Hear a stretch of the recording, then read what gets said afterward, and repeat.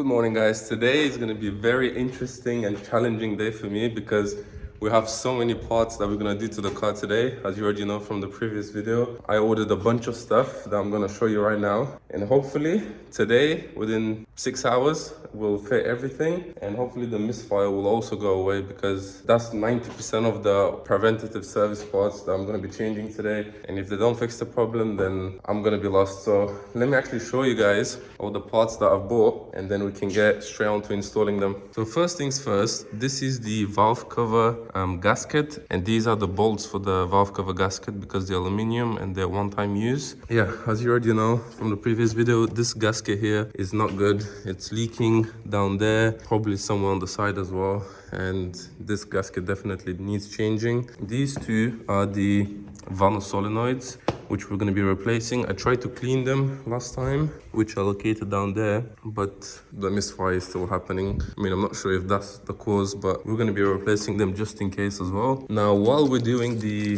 valve cover gasket, there's this Valvetronic motor gasket. Now, this gasket goes right here where the Valvetronic motor goes. These are common to leak as well when oil could go down to the spark plug holes. So yeah, while we're taking the valve cover off, might as well do this. I've also ordered this seal here for the eccentric shaft, but it still hasn't arrived. However, I can do this from here, from the top, without taking the valve cover. So if it comes today, we'll change this gasket as well. If not, we'll change it on another day. So after we change the valve cover gasket, we're going to move on to removing the intake manifold because the CCV system at the bottom could be blown. And also when we remove the valve cover, this pipe here is very brittle and might snap. So this is part of the CCV. So when we replace the CCV system, we're going to be also replacing these intake manifold gaskets, which go right here. Might as well, they were very cheap. And yeah, and this is the CCV system itself. This is the crankcase breather, I believe, and it comes with the 3 pipes that comes with it. Now, all of these parts are mainly Febi, or this is a genuine BMW one. And also the valve cover gasket and the intake manifold gaskets are L-Ring, which is also another trusted brand, and they basically make OEM parts for BMWs. So I made sure to use all good parts for this car and not some Chinese parts, and hopefully the car will run better. I've also ordered a bunch of brake cleaners and 1 contact cleaner because I do want to clean all the connectors that may have oil on them. And down here I have all my tools. So yeah, today's gonna be a very long day. I'm not sure if I can manage to do all of this in one day. I'm hoping so. But first things first, before we do anything to the car, I'm gonna remove the battery because I don't want anything shorting out. And then we're gonna start dismantling some of the stuff. Now, I'm not gonna be doing like a guide on how to do all of these things because there's plenty of videos on how to do all of these jobs. But today I just want to show you what things I'm changing to the car, and so you guys know if you have the same problem and if any of these things will fix the problem.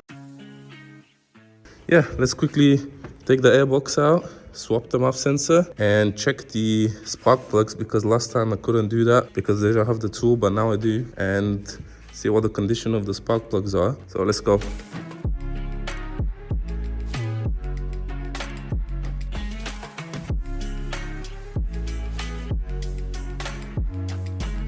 So the new MAF sensor is back in the car, and I just want to start it before we move on to the spark plugs because I have a feeling that the car might run fine. Okay, let's start the car.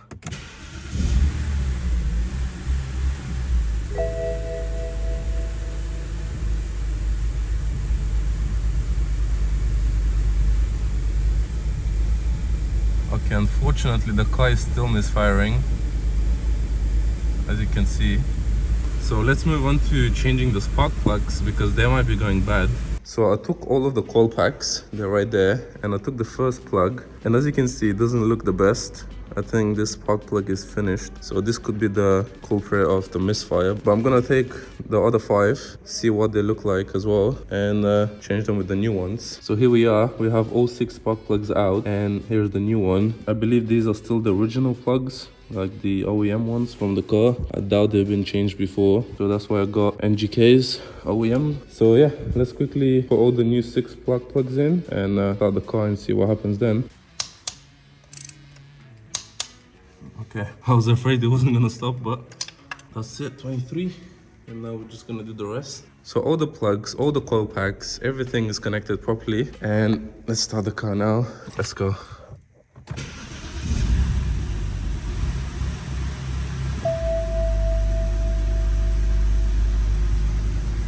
Oh my God. It's running good. Okay, maybe not. But it's running way better. I'm gonna let the car warm up a bit and then see how it's idling. So as you guys can see, the car is still misfiring. However, the misfire is not as violent as before. I don't know how to explain it. It's not as harsh, but the misfire is still there, which I have no idea what could be. Maybe it's the solenoid.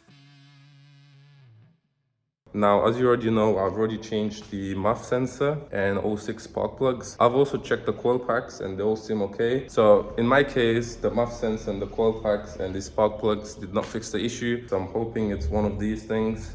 So you can take that as a guidance, maybe. I'm not sure, but yeah, let's crack on. So the battery is now removed, and the first thing that I'm gonna try and do is get all of these cables to one side. I don't know which one, maybe this one or this one. Also start removing this plug, all the coil packs again, this wiring here, that pipe over there at the back. I will also take these strut bars and possibly the wipers and this panel as well, just to give me more access, and then we'll see from there. I'm not sure what I'm doing, but let's get straight into it. All right, so what I have done so far is I took this piece, this is the top half of this, and I switched it over to this side. This one is too much to take out, so I just left it there, and I'm hoping that I'll be able to manage with this one being there. And this one, I'll just tuck it down there like that. Also, as you can see, I've stripped everything apart, took the coils, took all of these bolts around the intake manifold. Also, this one at the back, I took out. I'm sure there's supposed to be a clip here, but it's broken from whoever last removed it, so it just goes in and out. But I will be replacing this pipe along with the CCV as well, so I'm not too worried about that. The intake manifold should be free, and all it needs doing is lifting it up. So let's see how that goes.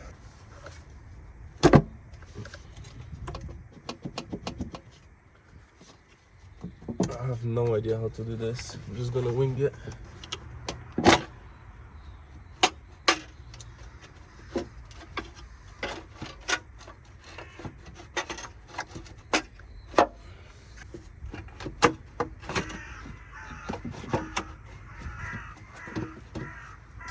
Okay, it's hitting somewhere. Oh, there you go. Just gonna slowly remove it now. Oh my God. Here is the gasket. Let's remove this gasket. And also there's, oh shit. And also there is the spark plug gasket in the middle. This one. Okay, I have no idea what I'm looking at, but I think it all looks okay. There's no buildup on the coils here or anywhere else, so it looks pretty clean to me. But obviously I'll give all of this a good clean because we don't want any of this to go in the engine. Okay, that took unnecessarily long, but finally we managed to do it. So now I don't know where the gasket is, but I'm gonna get the new gasket in and put everything back together. Okay, so now slowly, without damaging the gasket, I'm gonna put it in.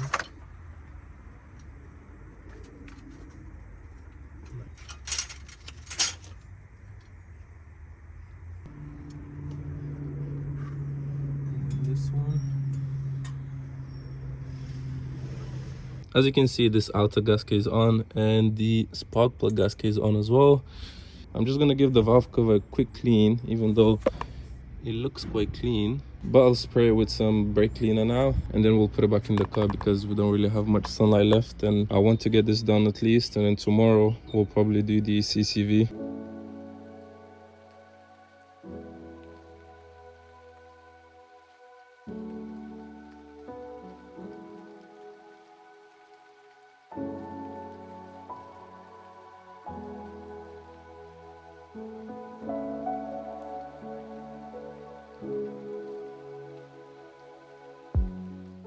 So now that I've torqued all the bolts to 7 Newton meters, I have to wait about half an hour and then turn them to 90 degrees as well. So in the meantime, I took out the vinyl solenoids down there, and I'm going to be replacing them with these new ones. Here are the old ones, and these are new Febby vinyl solenoids. So yeah, I'll just quickly put them in and then wait a few more minutes and then torque all of these down again to another 90 degrees, and then we can start putting all the wires together. So I've put most of the things back on. I mean, we have enough to start the car. Obviously I need to put that panel there and a few other panels. Now let's start the car and see if we have any leaks and if everything's working okay and so on. Okay. Oh gosh, the car is idling very bad.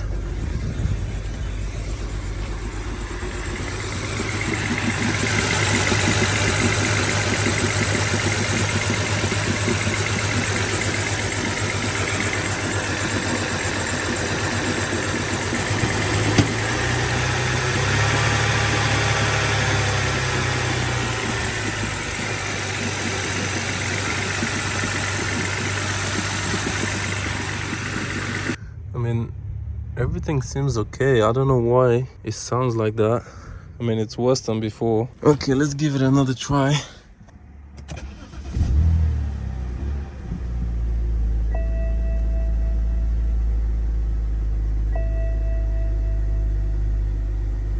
Okay, this time started better, but it's still misfiring.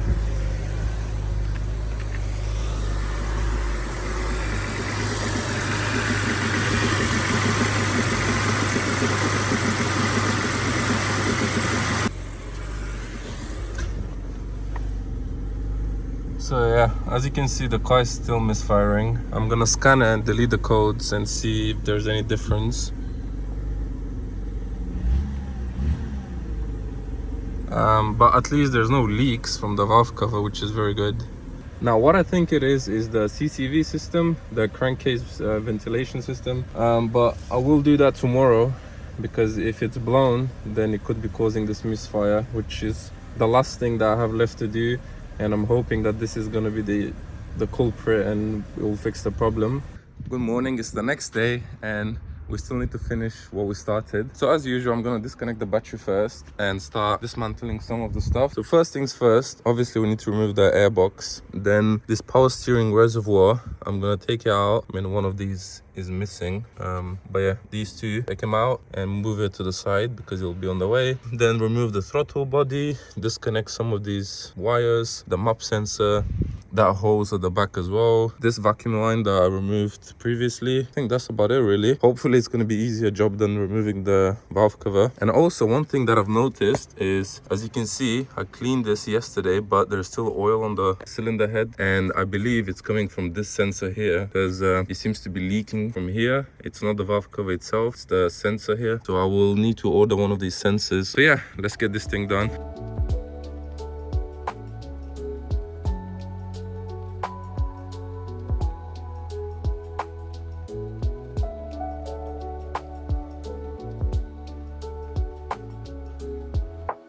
So guys, everything up until this point has been very easy, except these wires down there, these two down there. These are the last two that I need to take, but it's very hard to get to if you don't have anyone helping you.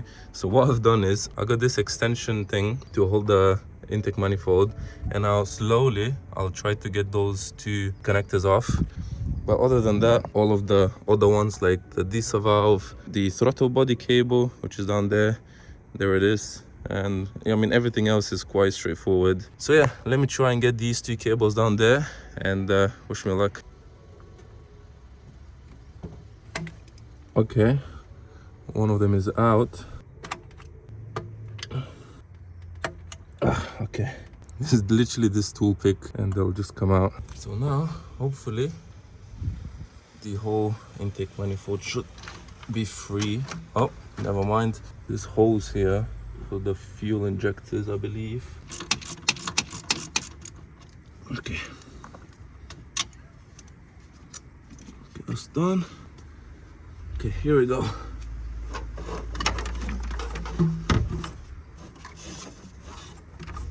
Oh, there's one more.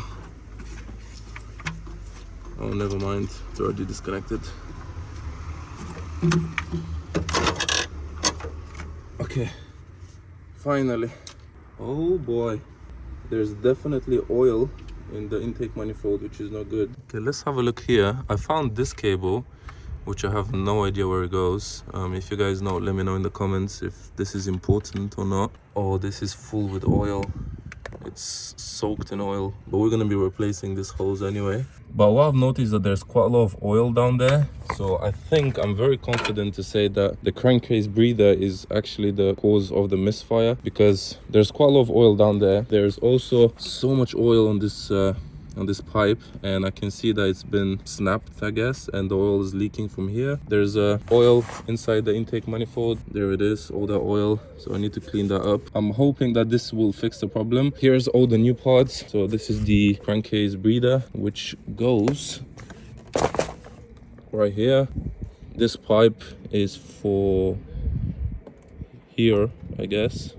So guys, it's a few days later because we ran into a little issue, which I'm gonna show you right now. So the Febi PCV system that I bought came with this oil separator pipe, which goes here. But as you can see, my one is not like this one. This is for the other intake manifold. I'll put a picture on the screen so you can see where this pipe goes. So I had to wait a few days for this one, which is the correct one, like mine, which goes in like this, and it's the right one that we need.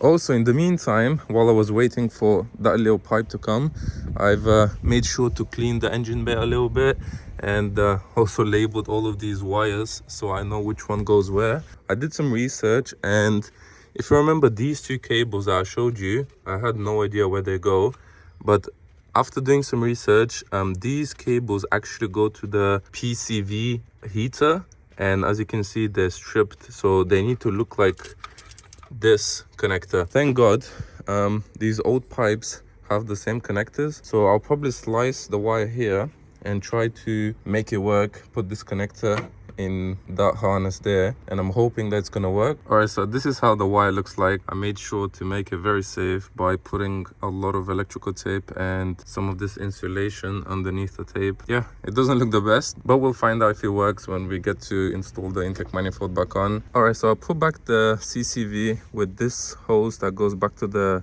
back of the engine, and also the new pipe that I've ordered that goes back into the intake.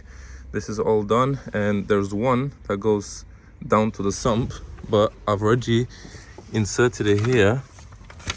It's this one, because it's easier to just put the intake manifold on and then unclip it from below rather than trying to push it down to the little thing that goes to the sump. So yeah, let's put it back on and see what happens. So guys, I finally put back the intake manifold on. It took me so long to put it back on, but finally it's on, and I believe everything is connected. Like this pipe here is fully connected. The one that goes down to the sump is also connected. All the little connectors like the PCV heater, the diesel valves, and everything else should be connected. So all that's left to do is put the throttle body, which is down there, and then the airbox, and that should be enough to start the car and see how it's running, and then we can put all the rest of the panels later. And just like that, everything is put back together, and it started raining, so that's not good. But let's quickly start the car. Okay, I'm not expecting the car to run perfectly fine because we just took off so many things, but once I drive it, you know, the throttle body, the MAF sensor, they all need to adapt. Ignition.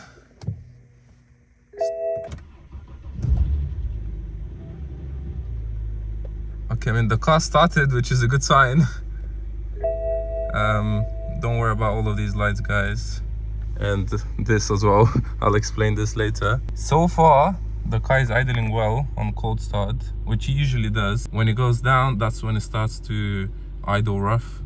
But let's see if that's gonna change or not. Okay, I can feel the car misfire a little bit. Maybe you can see on the video.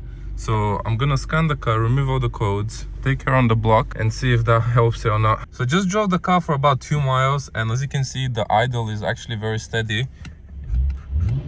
and the car is running perfectly fine. It was idling rough at the beginning, but once the car warmed up, it started idling well. So I'm not sure how long that's gonna stay like that for, but I'm pretty sure that the MAF sensor has adapted already. So as you saw, the car was actually running pretty good. However, every time I turned it off and then back on, the car would still misfire and run in the open loop. And I've been doing some research in the background, so maybe I fixed the car or maybe I didn't. Unfortunately, I'm gonna have to end this video right now. However, if you wanna know if I managed to fix the car, make sure to subscribe and stay tuned for the upcoming video, and I'll see you guys in a bit.